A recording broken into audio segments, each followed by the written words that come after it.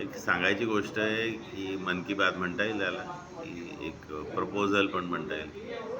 भारत सरकार 80 कोटी लोकांना मोफत अन्नधान्य पुरवतं. तर त्यांच्याकडनं काही काम करून घेता येईल का? जसं लिज्जत पापडवाला आहे. तो महिलांकडनं छोटं गृहउद्योग करून घेतो, छोटी-छोटी कामं करून घेतो. का लोकांनी कामं का करू नये? का त्या लोकांना हातपाय नाही आहेत? अपंग आहेत का ती लोकं? नाही आहेत. ठीक आहे, अपंग असेल तर सोडून द्या.